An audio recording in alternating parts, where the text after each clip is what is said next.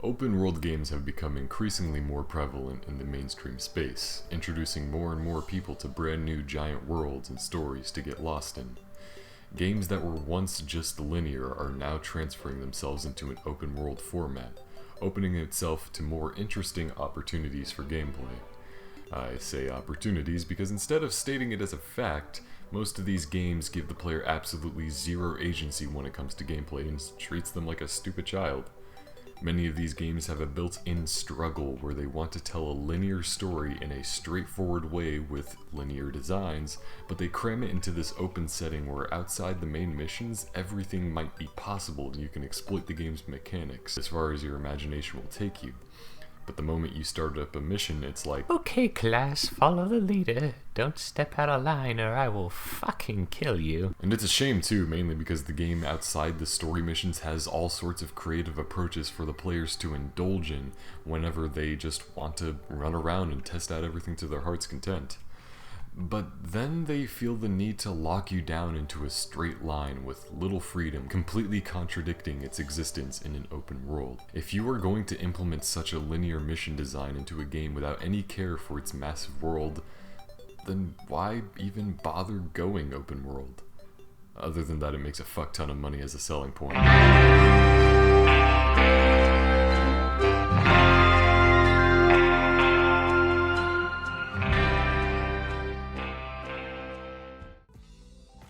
Games like Rockstar's biggest titles, GTA 5 and Red Dead Redemption, both suffer severely from this problem.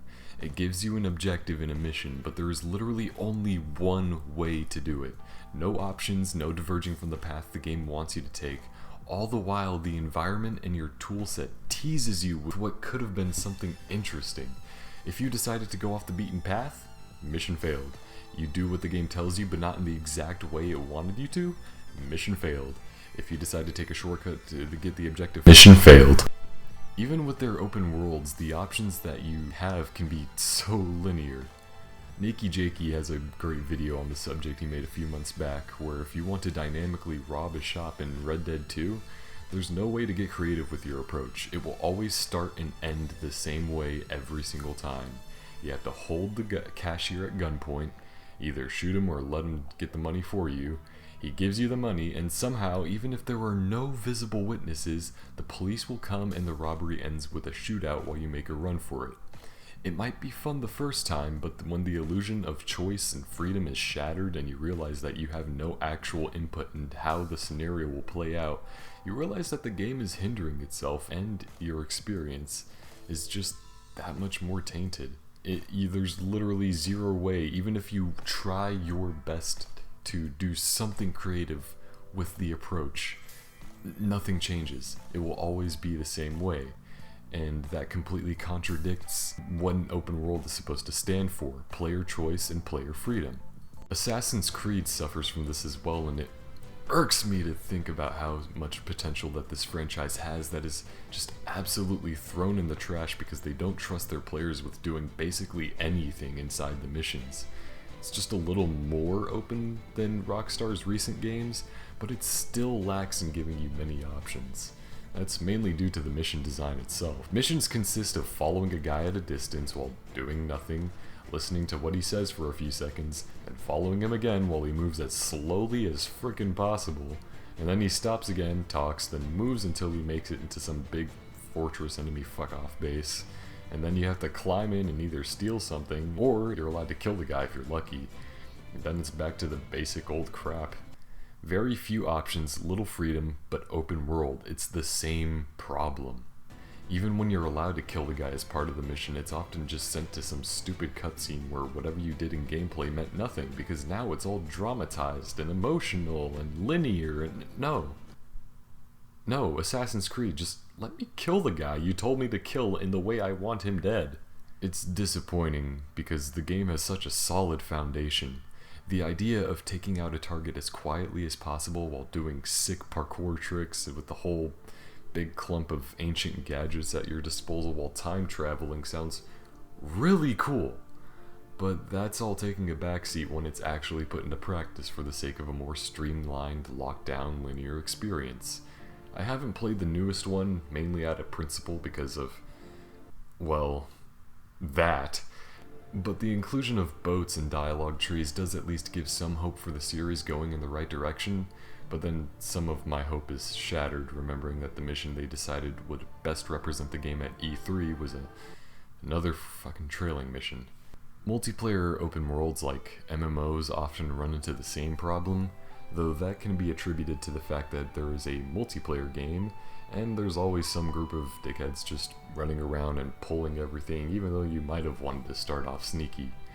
I made a video on World of Warcraft not too long ago where I criticized part of the fan base who thought that the game should be harder to get rid of the normies. I should have mentioned that I was primarily talking about the overworld and not about raids and mythics, and I was especially harsh on the game because it wasn't and still isn't exactly in the best state. Like, when the game left Legion and went into BFA, there was just a huge shift in the fan base, and now barely anyone I know gets online and actually does stuff unless they want to roleplay. Maybe they'll do something next expansion to pull players back in and make the game as fun as it could be, but for now, it's not at all in the place where it could be, given time, dedication, and feedback. That ramble aside, many MMOs have only one way that you're allowed to handle the missions in their open worlds with friends.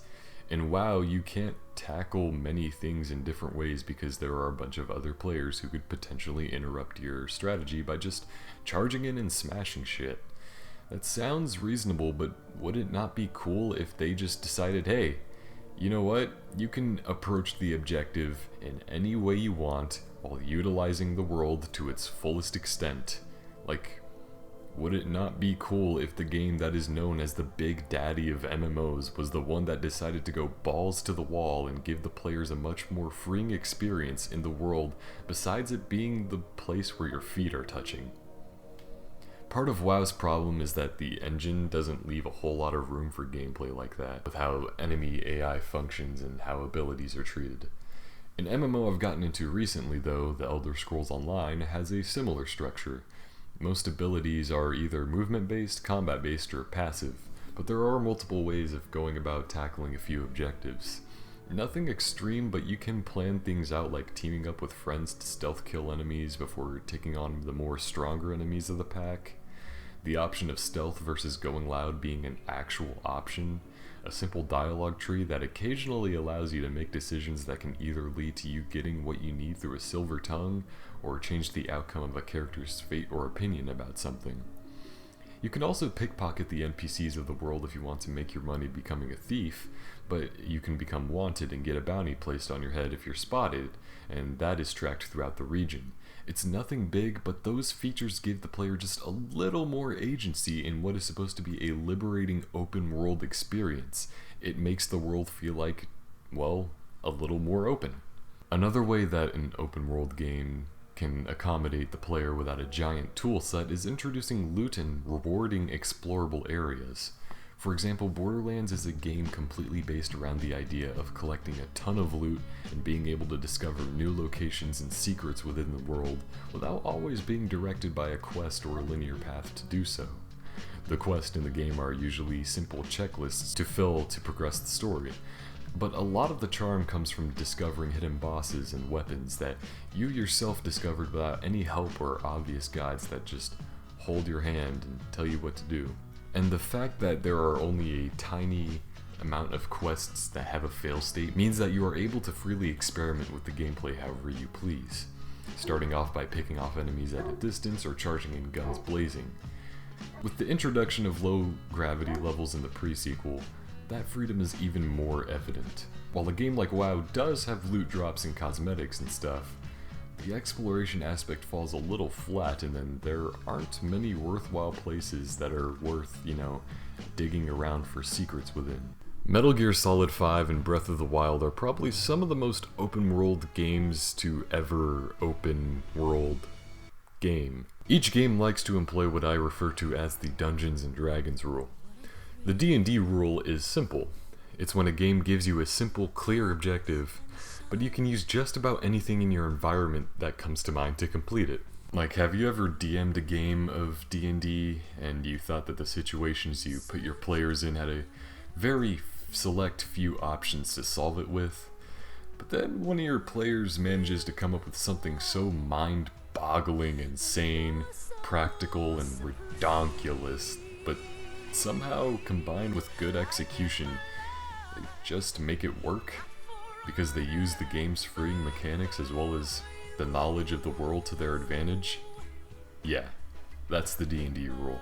In MGS5 you might have to infiltrate a facility, but whoops, there's a helicopter in the way and you're afraid that the spotlight from it is going to expose you. You might be able to sneak around it, but maybe you don't want to risk it. You have so many options on how you want to go about it. You can completely ignore the helicopter and try to continue with its presence looming over you, risking being torn to shreds if you're spotted, or you can use a rocket launcher to shoot it down, but that will also give away your position to everyone around you who notices you firing it. Or if you're a crafty fellow, maybe there's a vehicle nearby, and you have some C4.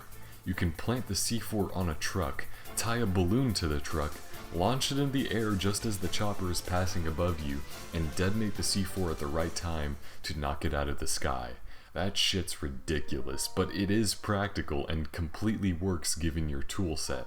And the game doesn't just tell you that you can do that, you have to, make the approximate guess on your own that this thing will work, and it does, and that is cool.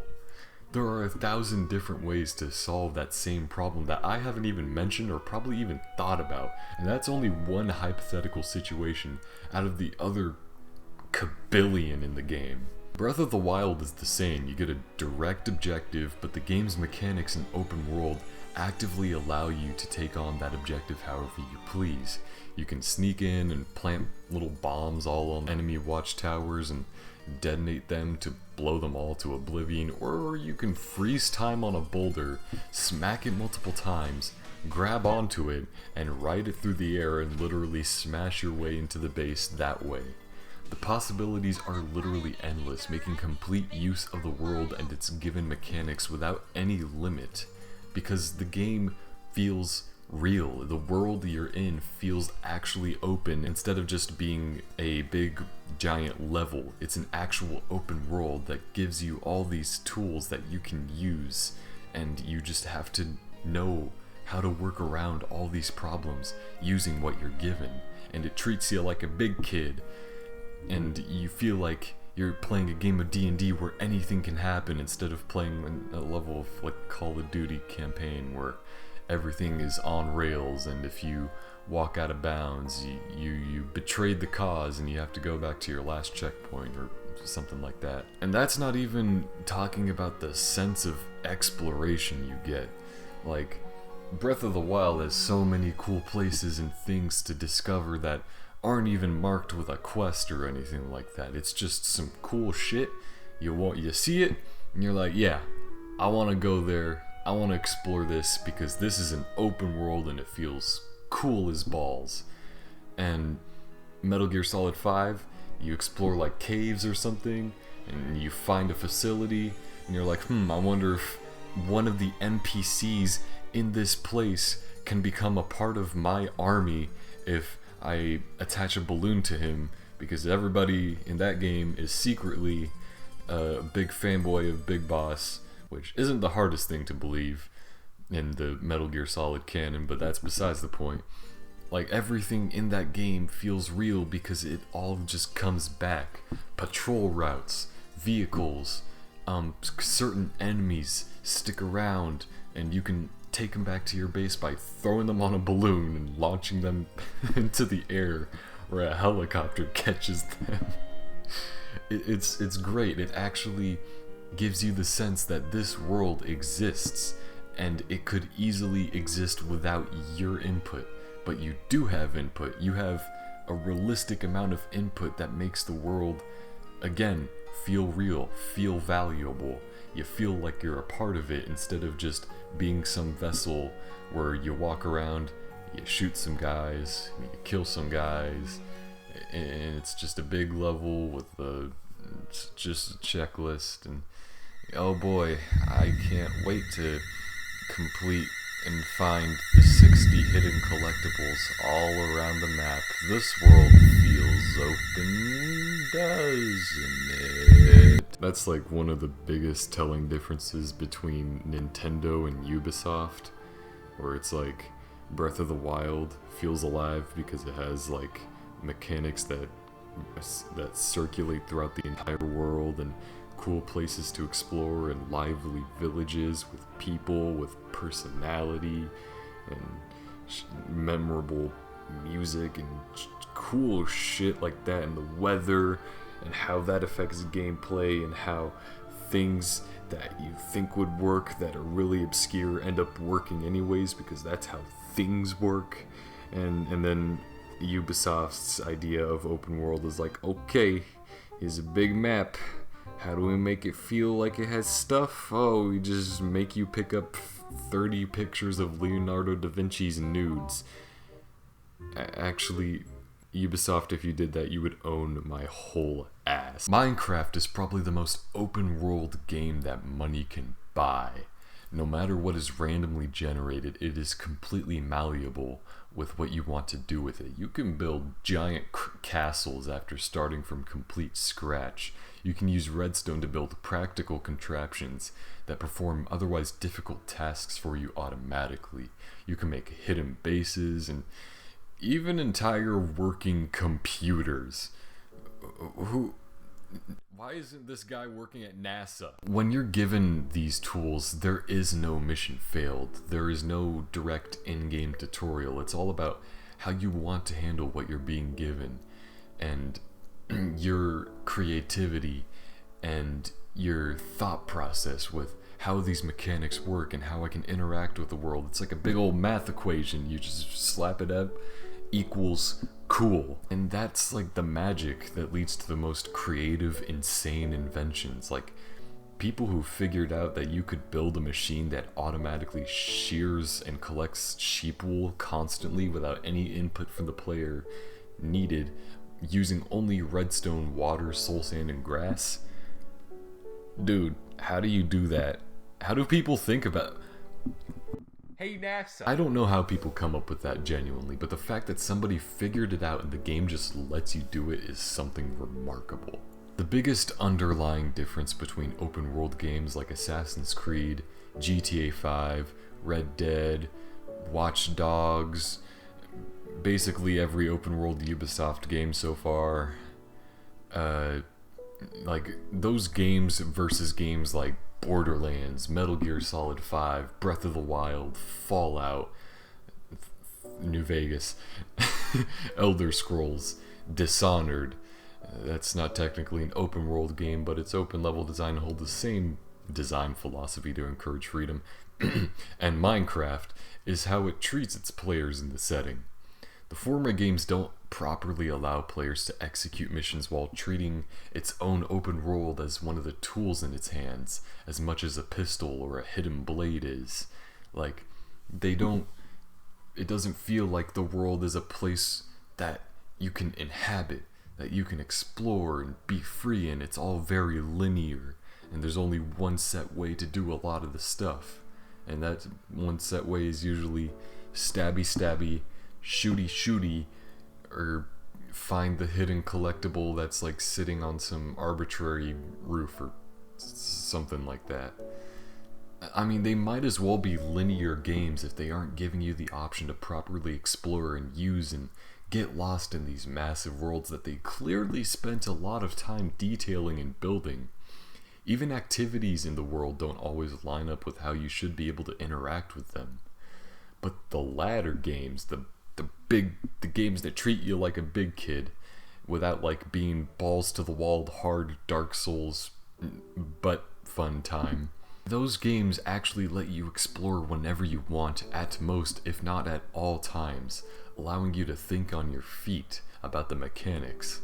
The only limit in those games is how creative your unique approach to a situation is going to be. And if it's not giving you a giant set of tools with unlimited possibilities, it's giving you a worthwhile sense of exploration that feels like a reward in of itself. The foundation for those former games are still there. They can be better games if they just embraced their own design. Otherwise, the disappointment of knowing that a world is not as open as you once thought will dampen how fun the game can be. And as a wise man once said, If it's not fun, why bother?